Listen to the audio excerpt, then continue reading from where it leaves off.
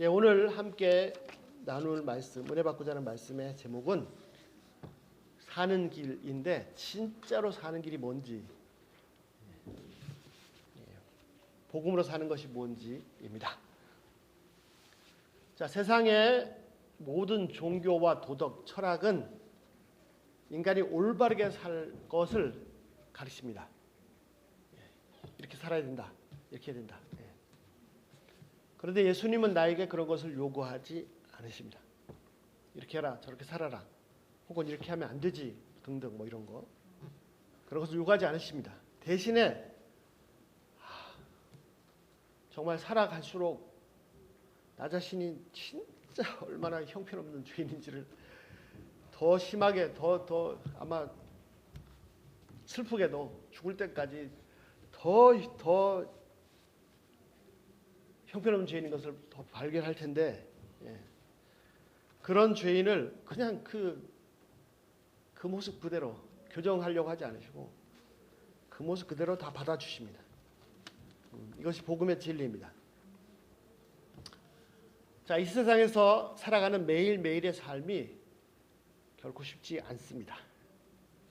여러 가지 문제들이 계속해서 생기고 직면해야 됩니다. 뭐 책임 많은 사람은 책임 많은, 가장으로. 그럼 뭐 애들은 뭐 고민이 없냐? 애들은 또 애들대로.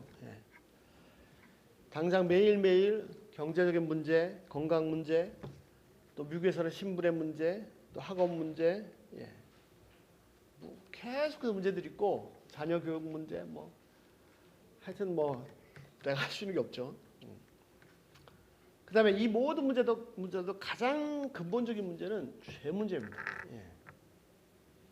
사람들은 매일매일 닥치는 이런 문제들을 해결하기 위해서 힘쓰고 애씁니다. 어떤 것은 또 해결되는 것도 같고, 어떤 것은 또 너무 해결하기가 막 벅차서 막 힘에 겨워서 하는 것도 있고, 어떤 것은 아예 불가능한, 나는 이제 죽었다, 절망, 그런 문제들도 있습니다. 좌절하고 절망합니다. 참 인생 사는 것이 너무 힘듭니다. 많은 현자들이 얘기한 것처럼 고통의 연속, 고행의 연속입니다. 그래서 간혹 신문에 보면은 삶을 포기하는 사람들이 나옵니다. 또 가장이나 되면 자기만 포기하는 게 아니라 자식들 남겨두면 자식들이 불쌍하다고 같이 막 동반. 불쌍한데 왜 참. 하여튼 또 그렇지 않으면 결국은 나는 죄 없이 깨끗하게 의롭게 살겠다, 그것을 결국 포기하고 나도 생존을 위해서 살아야 되지 않냐, 서서 이제 악에 타협하고 그러다가 온갖 나쁜 짓을 적극적으로 행하는 데까지 갑니다. 뭐 신문에 나오는 많은 나쁜 사람들이 처음부터 태어날 때부터 난 그렇게 살겠다, 그런 사람이 없어요.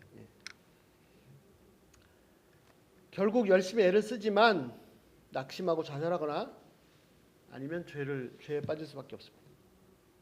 많은 사람들이 다치고 서로 상처받고 세상은 점점 악해지고 삶은 점점 더 힘들어집니다. 여러분 뉴스 보면 얼마나 스트레스 받습니까? 얼마나 스트레스. 와, 사람이 진짜 악한 게요. 이번에 뉴스 보셨나요? 그 난민들 그 고속도로 옆에서 냉동 트럭이 발견됐는데 그 트럭 안에 70몇 명이 죽어 있는 시체가.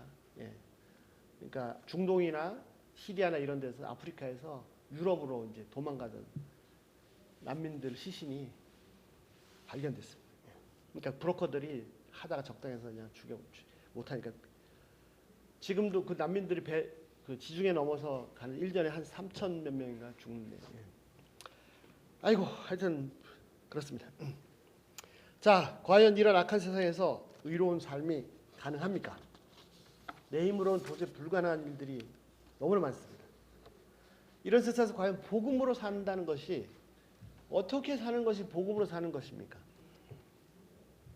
그런데 놀라운 것은요, 내가 복음으로 살면 의로운 삶을 간신히 내가 의롭게 죄를 안 짓고 이렇게 살다, 이 정도가 아니고 경건하고 성결하고 거룩한 삶이 가능합니다. 진짜 성화의 과정을 체험할 수 있습니다. 그런데 실제 성화 과정은 보통 사람이 생각하는 그런 것과는 좀 다릅니다. 하여튼 저는 복음에 대해서는 그 어느 누구보다도 확실하게 알았다고 생각했습니다. 복음으로 사는 것에 대해 조금 눈 떴다고 생각했습니다. 그렇지만 구체적으로 어떻게 하는 것인지를 복음으로 사는 거 어떻게 하는지 전혀 몰랐습니다.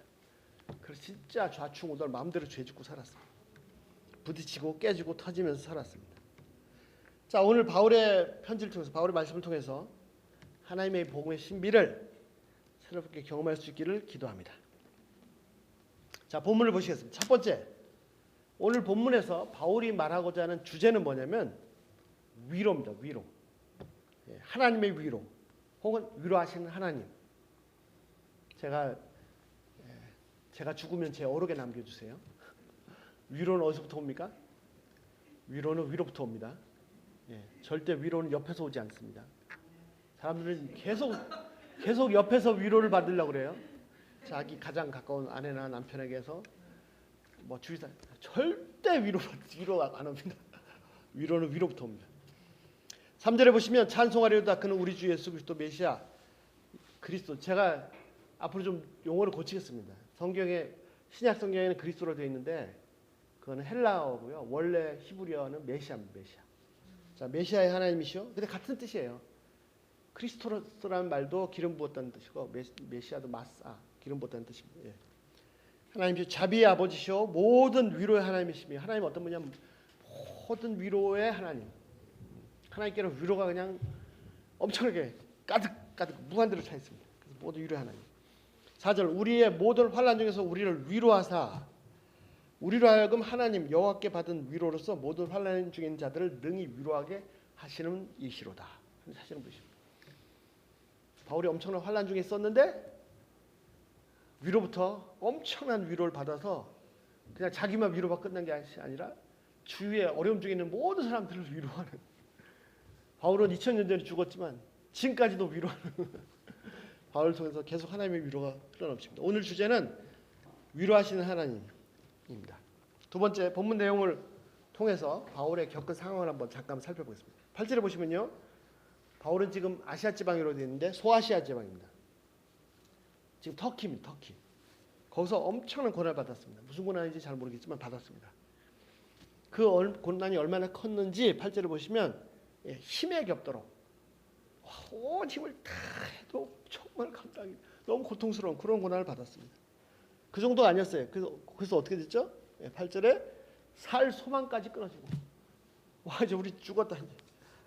진짜 엄청난 고통을 겪었습니다. 바울의 삶은요. 성경을 읽어보면 엄청 은혜를 받지만 실제 바울의 삶을 보면은 죄송하지만 난 저렇게 살고 싶지 않다.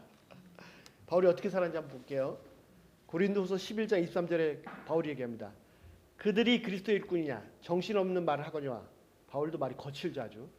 나는 더욱 그러하도다. 자, 내가 수고를 넘치도록 하고 옥에 갇히기도 더 많이 하고 옥에 감옥에 들어가는 건요 셀 수가 없어요.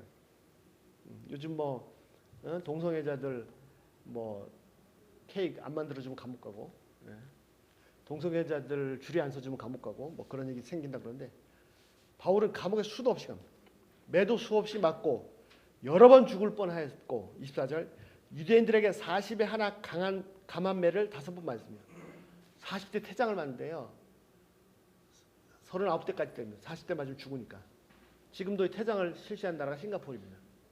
그래서 때리다가 정신을 잃으면 다시 병원에 입원시켜서 치료할 기다리고 다시 데려다가 또 때리고 25절 3번 태장에 맞고 1번 돌에 맞고 3번 파선하고 배 타고 가서 3번 파선해서 죽을 뻔하고 일주일을 깊은 바다 속에서 지냈으며 26절 여러 번 여행해서 강에 빠져 죽을 뻔하고 바다의 위험과 강도의 위험과 강의 위험과 강도의 위험과 동족의 위험과 이방인의 위험과 신의 위험과 광야의 위험과 바다의 위험과 거짓 형제 중의 위험 온갖 어려움은 다 겪었습니다. 27절 또 수고하고 애쓰며 여러 번 자지 못하고 여러 번 줄이고 목마르고 여러 번 굶고 춥고 헐벗어 놀아. 여러분 이런 삶을 살고 싶으십니까? 사양하겠습니다. 그는 정말 수도 없이 죽을 뻔했습니다. 한 번은 돌에 맞았는데 돌에 맞으면 사람 죽어요. 유대인들은 죄수 가늠한테 잡혔다 그러면 그 사람을 돌로 치거든요. 가서 돌 들고 이렇게 때리는 게 아니고 사람들이 다 몰려와서 돌을 하나씩 다 던져서 죽을 때까지 돌을 던져요. 예, 그래서 바울이 죽었습니다. 그래서 성 밖에 갖다 버렸어요. 예, 그런 적도 있습니다. 당연히 죽지 않고 살았는데 더 무서운 건 더 놀라운 건 뭐냐면 그럼 도망가야 되잖아요. 다시 성으로 들어가요. 왜 죽으려고 죽고 싶어서. 이해가 안 되시죠? 오늘 본문 통해서 좀 이해할 수 있으면 좋겠어요. 자, 오늘 본문 말씀처럼 살 소망이 완전히 끊어졌습니다. 9절에 보시면 사형 선고를 받은 줄 알았다. 사형 선고 같아. 그랬습니다. 이제 죽음밖에 남은 것이 없었습니다. 그래서 그 다음에 어떻게 됐습니까? 죽었습니까? 죽었나요? 예, 아닙니다. 그는 그 가운데서 살 소망이 다 끊어지고 완전히 죽은 것밖에 없다라는 이 상황에서 위대한 진리를 발견했습니다. 우리 9절 하반절, 9절 한번 같이 읽어보겠습니다. 9절, 예, 여성이 넘겨줄래? 예, 이걸 읽을까요? 예, 같이 시작. 우리는 우리 자신이 사형 선고를 받은 줄 알았으니 이는 우리로 자기를 의지하지 말고 오직 죽은 자를 다시 살리시는 하나님만 의지하게 하려 하십니다. 그렇습니다. 바울이 죽은 자도 살리시는 하나님을 의지하는 것을 배웠습니다. 자기 자신을 더 이상 의지하지 않고 하나님을 의지하는. 자, 그래서 그 결과가 무엇입니까? 10절. 그 하나님 여호와께서 사망의 위험에서도 건지셨습니다. 또 건지십니다. 확실히 건지십니다.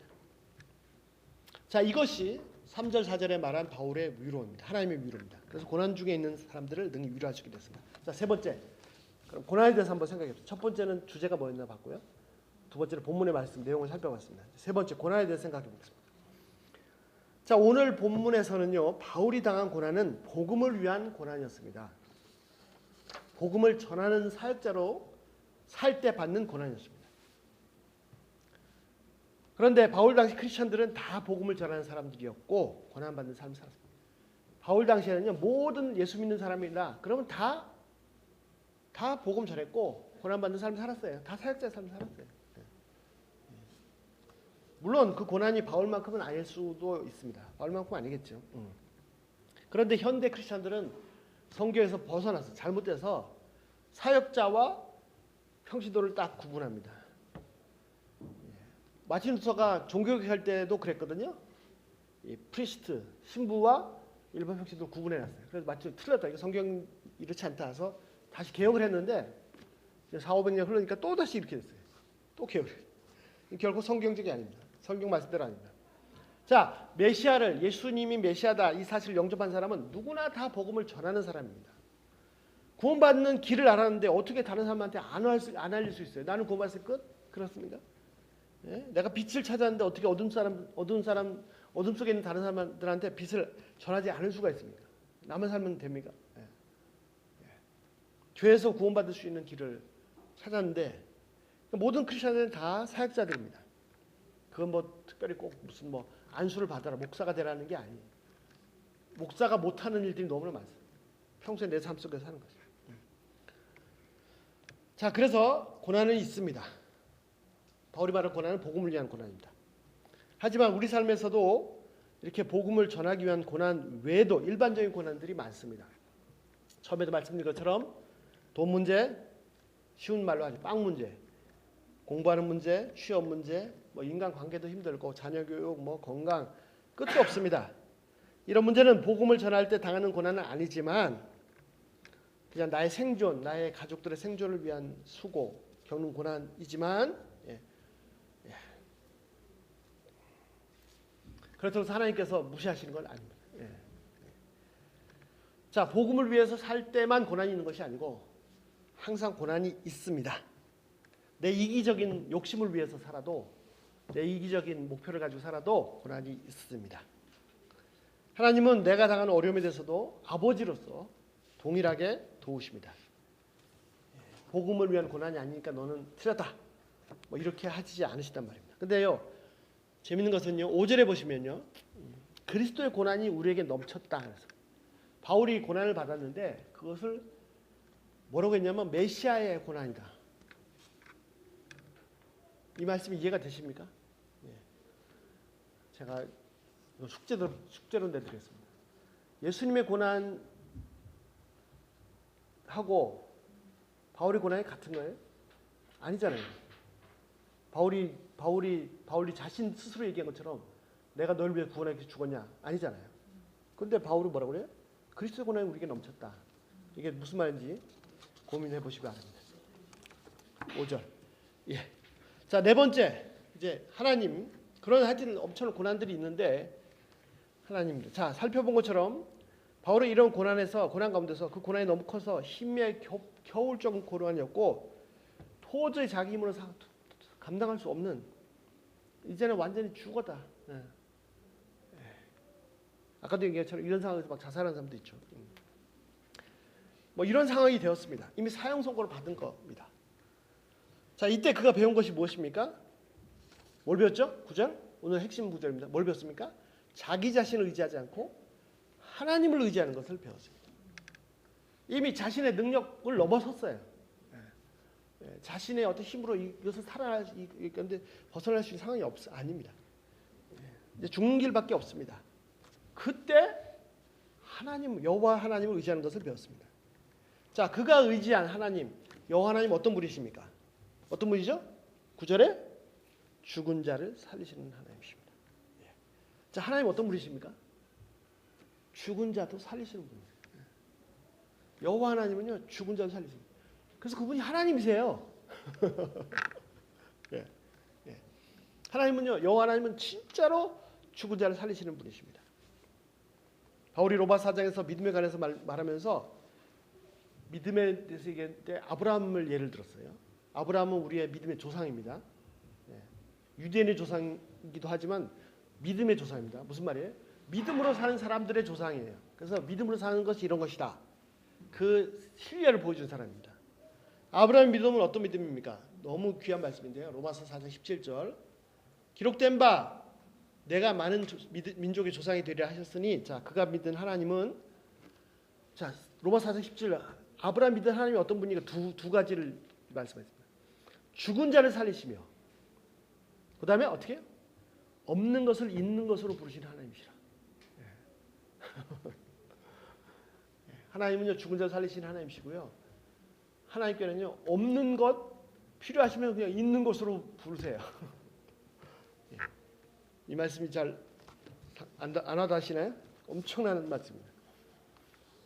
예. 자, 가장 대표적인 사건이 예수님의 부활 사건입니다. 하나님은 죽으신 예수님을 제3일에 다시 살리셨습니다. 바울은 여호와 하나님은 죽은 자를 살리시는 분임을 확실하게 믿었습니다. 확실하게 의지했습니다. 자, 바울이 하나님을 의지했습니다. 어떤 하나님? 죽은 자도 살리는 하나님을 의지했습니다. 그랬더니 어떻게 됐어요? 자, 하나님은 나는 하나님 믿는다. 하나님 어떤 분이 죽은 자도 살리는 하나님이다라고 믿을 때 어떤 일이 생겼어요? 극심한 고난, 살 소망이 다 끊어진 고난, 이제 죽었구나 하는 그 고난 속에서도 어떻게 해요? 난 죽어도 되죠. 왜?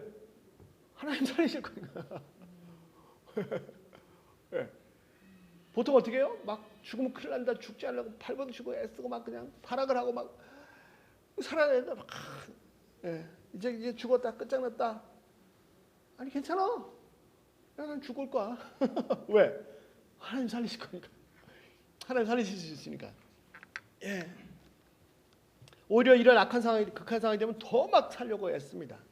죽지 않으려고 발버둥치고 막 발악을 하고 막 그냥. 솔직히 죽음 앞에서 인간의 본성이 다 나오죠. 그렇게 막 발악을 하면 어떻게 됩니까? 결국 죽어요. 예. 그리고요, 너무 안타까운 것은 뭐냐면 죽지 않으려고 하는 그 모든 과정 속에서 죽음의 쓴맛을 신하게 본다는 겁니다. 그냥 죽딱 끝나는 게 아니고요. 죽지 않으려고 발악하는 그 과정 속에서 죽음의 진한 맛을 보는 거예요. 그리고 결국 죽어요. 예. 사는 길은 어디 있습니까? 사는 길이 어디 있습니까? 죽은 자도 살리시는 하나님, 여호와 하나님을 의지하는 겁니다. 그리고 더 그냥 죽는 거예요. 예, 무슨 말인지요? 예. 자, 죽으면 다 끝장인데 내가 믿음을 가지면 뭐합니까? 예. 예. 자, 지금 너무 경제적으로 어려워요. 예, 힘들어. 아니야, 하나님께서 해결해 줄까? 이런 믿음인데, 근데 이게 해결도 안 되고 막 다 망하고 막, 나 죽어버려. 나 끝장나. 나 망해버려. 내가 망한 다음에 믿음이 무슨 필요가 있습니까? 예. 아니 죽기 전에 믿음을 가져야 뭐 어떻게 좀 살 길을 찾을 수 있는 거지. 죽은 다음에 믿음이 무슨 소용이 있습니까? 아니요. 죽기 때문에 진짜 믿음이 필요합니다. 죽은 자도 살리시는 여호와 하나님을 의지해서 죽으면 어떻게 되죠? 끝장나나요? 죽으면 부활의 세계가 열립니다. 죽으면 새 생명이 열립니다. 그렇습니다. 예, 산단 말입니다. 죽어야 삽니다. 부활은요, 죽지 않고는 부활이 없습니다. 새 생명은요, 이 헌생명이 죽어야 새 생명이 있습니다. 주와 복음을 위해서, 아니면 보통 삶에서도 고난 가운데서도 죽고자 합니다. 그러면 삽니다. 죽는 것이 두렵지 않습니다. 아니 내가 죽어도 괜찮아요. 왜? 하나님은 죽은 자를 살리신 분이에요. 그래서 죽을 때 새 생명이 살아납니다. 그냥 죽고자 하는 것이 아닙니다. 죽은 자도 능히 살리시는 여호와 하나님을 의지하기 때문에 죽는 것이죠. 그래서 살고자 하는 자는 죽게 되고요, 주와 복음을 위해서 죽고자 하는 자는 살게 됩니다. 생명을 잃지 않고자 애를 쓰는 자는 잃게 되고, 생명을 잃는 자는 생명을 얻게 됩니다. 새 생명 얻게 됩니다. 진짜 크리스찬은, 진짜 복음을 믿는 사람은, 예수님의 십자가와 죽으심, 부활을 믿는 사람은 이 비밀을 가지고 살기 때문에 날마다 죽어서 날마다 새 생명으로 삽니다. 날마다 부활의 생명으로 삽니다. 우리 삶은요, 계속해서 고난의 연속입니다. 고난이 무엇입니까? 매일 죽음의 위협이에요. 매일 죽음이 나의 생존을 위협하고 나의 가족의 생존을 위협합니다. 나의 존재의 근거를 자꾸 건드립니다. 나의 존재를, 뿌리를 가장 위협하는 가장 큰 것은 뭐냐면 정죄입니다. 죄를 치는 거. 죄. 너 그렇게 하면 안 돼. 너 그렇게 했잖아. 너 증인잖아. 사탄은 여기를 뿌리를 칩니다. 영원한 생명은 꿈도 꾸지 못합니다. 그 극한 상황에서 막 살아남으려고 발버둥 치는 것이죠. 원래 나무에 잘 붙어 있었으면 풍성한 달콤한 열매를 많이 주렁주렁 맺었을 것입니다. 근데 원 나무에서 잘려 나갔습니다. 더 이상 열매를 기대할 수가 없습니다. 있는 열매조차 다 말라 비틀어집니다. 이제 숨만 간신히 몰아쉬다가 죽음으로 끝날 것입니다. 결국은 다 죽지만 죽기 전까지요, 그냥 딱 죽고 끝나는 게 아니에요. 태어나면서도 죽기 전까지 계속해서 이 생존의 위협, 죽음의 위협, 죽음의 쓴맛을 봅니다. 그러다가 결국 죽어요. 이것이 인생입니다. 죄에 묶여서 있는 인간의, 죄에 묶여 살고 있는 인간의 삶, 죄를 졌기 때문에, 죄에 묶여 있기 때문에 뭐예요? 죽음의 위협 속에 사는 거예요. 그리고 죽음이에요. 원래 생명나무이신 여호와 하나님을 버린 순간, 하나님이 생명나무신데 거기서 잘려 나가는 순간 이제 죽음을 향해서 계속 달려갑니다. 그냥 차라리 딱 하나님과 분리된 순간 딱 죽었으면 끝날 텐데, 죽음의 진한 맛만 평생 보다가 그러다가 결국 죽습니다. 인생이라는 것이 태어나자마자 죽음을 향해 달려가는데 그 과정 전체도 죽음의 위협. 그래서 누가복음 1장에 스가랴가, 침례요한의 아버지 스가랴가 뭐라고 해요? 죽음의 그늘에 앉은 인생들에게 빛이 비쳤다. 인생을 어떻게 표현했냐면 죽음의 그늘에 앉았다. 고난입니다. 이것이 고난인데 결국은 죽는데, 이 위협 속에서도 어쩌든지 살아보려고 죽지 않으려고 발버둥칩니다. 그런데 발버둥치면 칠수록 죽음의 진한 맛을, 지독한 쓴맛을 보는 거죠. 그리고 결국 죽음에 떨어집니다. 자, 죽음이 결국 모든 사람의 생명을 다 삼킵니다. 그리고 그 삼키기 전까지도 가만히 놔두질 않습니다. 계속 위협받는데 이것이 고난입니다. 이 죽음의 위협에서 벗어나고자 발버둥치지만 평생 괴롭힘만 당하다가 삼켜집니다. 하지만 죽음이 위협할 때 죽은 자를 살리시는 여호와, 그분을 의지하면 죽음의 위협 속에서 생명을 경험합니다. 죽은 자를 살리신 여호와 하나님을 의지하면 어떻게 됩니까? 이 생명은요, 내 소관이 아니에요. 내가 어떻게 할 수 있는 게 아닙니다. 하나님께 맡깁니다. 하나님께 내어드립니다. 죽고자 합니다. 그래서 죽음의 위협에 자신을 내어줍니다. 실상은요, 죽음에 나 자신을 내어주는 게 아닙니다. 죽음에 나 자신을 내어주는 게 아니고, 실상은 뭐냐면 죽어버려도, 나 자신이 존재가 없어져 버려도, 이 세상에서 더 이상 살지 못하게 되어도, 그래도 나같이 죽은 자를 다시 살리시는 여호와 하나님께 나 자신을 내어드리는 겁니다. 죽음에 나 자신을 내어주는 게 아니고, 죽은 자를 다시 살리시는 하나님께, 여호와께 내 자신을 내어드릴 때, 죽음의 손에 내어주는 게 아니라, 그러면 그 극한의 죽음에서 생명을 맛봅니다. 죽음을 맛보았는데 즉시 생명을 맛봅니다. 부활의 생명입니다. 자, 이것이 여호와 그분의 전능하신 능력이십니다. 생명의 능력이고 부활의 능력이십니다. 그래서 살고자 하는 자는 죽음을 맛보게 되고 죽고자 하는 생명을 맛보게 됩니다. 살고자 하는 자는 죽게 되고 죽고자 하는 자는 살게 됩니다. 이거 생명의 비밀입니다. 여호와의 능력입니다. 자, 우리의 생명을 위협하는 고난은 크게 두 가지가 있습니다. 하나는 생존이라는 일반적인 고난이고 두 번째는 죄 문제입니다. 원래는 다 나누고 싶었는데 죄 문제에 대해서는 좀 더 따로 나중에 하고요. 근데 실제 더 심각한 거는 죄 문제입니다. 오늘은 생존의 문제에 대해서만 살펴보겠습니다. 자, 결국 빵 문제입니다. 돈 문제입니다. 이 문제를 해결하기 위해서 평생 수고합니다. 열심히 공부해야 돼요. 왜? 좋은 대학 가야 됩니다. 왜 좋은 대학 가야 돼요? 그래서 좋은 직장 가자니까. 왜 좋은 직장 가야 돼? 그러니까 돈을 확실하게 확보할 수 있으니까. 그런 거 신뢰하지 마세요. 아무리 좋은 직장이라도요, 당장 문 닫을 수 있습니다. 자, 지난번에 말씀드린 것처럼 결국 인간은 빵 문제로 싸웁니다. 빵 문제는 사는 문제인데 사는 문제 때문에 죽입니다. 거대한 식품 기업이 기업의 성질을, 기업은 망하면 안 되거든요. 기업이 망하면 수많은 사람이 실직자 할 거 아닙니까? 그 가정들은 어떻게 될 거예요? 기업 망하면 안 돼요.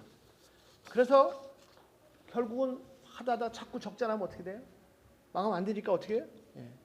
식품 회사에서 첨가면 안 되는 화학물질들 막 집어넣고, 사람들 그런 거 열심히 먹고 살았더니 막 당뇨에다 고혈압에다가 막 관절에다가 그런 걸 사용하는데 주저하지 않습니다. 말씀드렸죠. 햄버거 1년, 2년, 3년 보관해도 전혀 곰팡이도 안 쓸고. 자, 개인이나 이익 집단의 간의 다툼뿐만 아니라 국가나 민족 간에도 전쟁을 합니다. 여러분, 이 인간이 만드는 조직 중에 가장 이기적인 조직이 국가입니다. 국가. 내가 살기 위해서는 다 죽여야 돼. 기업 간에도 마찬가지입니다. 절대 양보하면 안 됩니다. 개인 간에도 마찬가지예요. 내 빵을 양보하는 것은 곧 내 생존에 위협받는 것을 의미합니다. 절대 양보하면 안 됩니다. 양보하지 않는 정도가 아니라 남의 빵도 뺏어와야 돼요. 그래봤자 내가 조금 더 생존하는 것뿐이에요. 다 죽어요. 하지만 바울이 말한 대로 죽은 자도 살리신 하나님을 의지하는 사람은 어떻게 합니까? 자신의 생존, 자신의 생명을 여호와께 맡긴 사람, 진짜 믿음인 사람은 어떻게 합니까? 죽는 것, 그 생존의 위협을 두려워하지 않습니다. 왜? 죽어도 살 건데 뭐. 아니, 새 생명으로 살 건데. 그래서 어떻게 해요? 바울은요, 오히려 적극적으로 죽기를 원했어요. 왜? 죽어야 죽은 자도 살리는 하나님의 능력을 직접 체험할 수 있으니까. 여러분, 이걸 체험하셔야 돼요. 빵을 빼앗고 삽니까? 그럼 빼앗깁니다. 아니, 빼앗기기 전에 먼저 줘요. 그래서 사는 길이 아니라 죽는 길을 택해요. 죽음에 자신의 운명을 맡긴 게 아닙니다. 죽은 자를 살리시는 하나님께, 여호와 하나님께 자신의 운명을 맡기는 것입니다. 빌보 3장 10절 잘 들어보십시오. 바울이 고백합니다. 내가 그리스도 메시아와 바울이 평생을 알고 싶고 얻고 싶은 게 있어요. 그게 뭐냐면 예수님과 예수님의 무엇? 두 가지. 그분의 부활의 권능. 바울은 진짜로요, 어떻게 해서든지 예수님이 하셨던 그 부활의 파워를, 그 능력을 알고 싶어요. 그 고난의 참념, 그분의 고난의 동참, 그 예수님 고난 받으실 때 뭔지를 알고 싶어요. 경험하고 싶어요. 그래서 어떻게 해요? 그래서 뭘 했습니까? 그의 죽으심을 본받아 11절. 어찌하든지 죽은 자 가운데서 부활의 일을 하노라. 바울이 알고 싶은 게, 간절히 알고 싶은 게 있는데 예수님입니다. 그 예수님이 뭘 알고 싶어요? 부활의 그 파워를 알고 싶고, 그 고난에 같이 나도 고난받아서 동참해서 그 고난이 뭔지를 알고 싶어요. 그래서 어떻게 해요? 어떻게든지 죽고 싶어요. 그래서 부활에 들어가고 싶다니까요. 죽지 않는데 부활에 들어갈 수가 있습니까? 죽지 않는데 내가 부활의 권능을 경험할 수 있습니까? 내가 죽으면 부활의 권능을 경험할 수 있습니다. 내가 빵을 양보하면 부활의 권능을 경험할 수 있습니다. 그런데 예수님은 온전히 얻고 싶었고, 부활의 권능을 진짜로, 이론이 아니고, 이게 아니고 진짜로 몸으로 체험하고 싶었다니까요. 그 고난을 직접 체험하고 싶었어요. 그래서 어떻게든지 죽은 자 가운데서 부활의 일을 하노라. 바울은 죽기 위해서 안달하는 사람이에요. 이해가 되세요? 바울을 막 고난받다고 쫙 얘기하잖아요. 그거 억지로 나 이렇게 고난받다 아니, 나 막 죽으려고 그렇게 했다. 그래서 어떻게든지 죽어서 막 죽고자 애를 썼고요. 왜? 부활의 권능을 체험하고 싶었어요. 새 생명의 세계를 리얼하게 맛보고 싶었어요. 그는 생존을 위해서 산 것이 아니라요. 어찌하든지 고난받고 어찌하든지 적극적으로 죽고자 그런 삶을 애쓰는 그런 삶을 살았습니다. 좀 미쳤죠. 그래서 그의 삶에는 늘 부활의 생명이 새 생명이 넘쳐났습니다. 빵을 움켜 잡으면 다 같이 죽는 겁니다. 너는 죽고 나만 사는 게 나도 죽어요.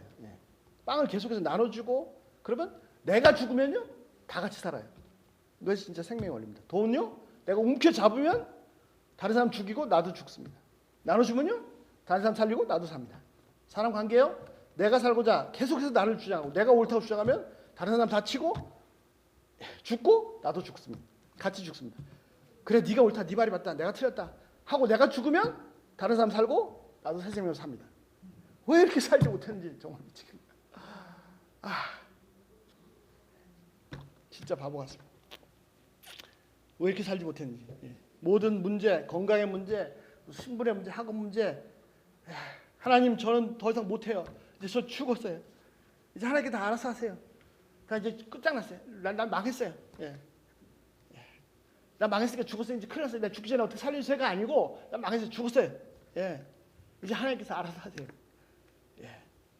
그러면 하나님 살려주시고 새 생명을 체험합니다. 하나님 당신이 다 알아서 하세요. 나 그리고 죽는 것이고. 그럼 새로운 세계입니다. 자, 더 심각한 문제는 죄 문제입니다. 죄 문제. 죄 문제는요. 다음에 시간이 없어서 다음에 또 자세히 살펴보겠습니다. 자, 핵심 포인트 뭡니까? 오늘 바울이 말하는 하나님의 위로는 뭐냐면요. 죽은 자를 살리시는 하나님, 부활의 권능, 부활의 파워입니다. 바울은요. 정말 살소망이 끊어져 사형 선고받은 그런 극한 상황을 수도 없이 경험했습니다. 그래서 뭘 경험했어요? 그렇게 완전히 죽었는데 거기서 수도 없이 새 생명을 경험한 겁니다. 수도 없이 하나님의 권능을 경험한 거예요. 수도 없이 죽은 자를 살리시는 하나님을 만나고. 그래서 막 위로가 넘쳐서 위로가. 그리고 또 오늘 또 죽고자. 남들은 고난 피해가는데 자기는 막 고난을 달려가고 있어. 왜? 고난에 들어가야 그 권능을 체험할 수 있고 하나님을 체험할 수 있다. 그래서 그것으로 위로합니다. 야, 너희들 고난 속에 뛰어들어. 괜찮아. 거기 엄청난 하나님이 계시고 하나님 위로가 있다. 하나님 어떤 분이십니까? 죽은 자를 살리시는 분이. 진짜로 믿습니까? 아니 진짜로 하나님 죽은 자를 살리시는 분이에요? 왜 대답 안 하세요? 대답해주세요. 그러면 내가 망하는 거 두려워할 이유가 없습니다. 내가 어려움 겪을 때 이 양반 왜 날 이렇게 괴롭히나 겪을 때 그냥 살고자 바둥치면 죽음의 쓴맛만 더 보는 거예요. 내가 진짜 하나님 살리신 분이다 확실히 믿으면 그래 괴롭히라. 난 죽었다. 그리고 진짜 하나님의 권능을 볼 것입니다. 자, 우리의 삶에는 여러 가지 모양으로 큰 고난이 가득합니다. 내가 감당할 수 없는 문제도 내 능력 바깥의 문제도 너무나 많습니다. 내가 감당할 수 있느냐 없느냐가 중요한 것이 아니고요. 중요한 것은 뭐예요? 내가 죽음의 손안에 내 인생이 죽음의 손아귀에 있지 않고 죽은 자를 살리신 하나님의 손에 있다는 것입니다. 그래서 하나님께 맡기는 것입니다.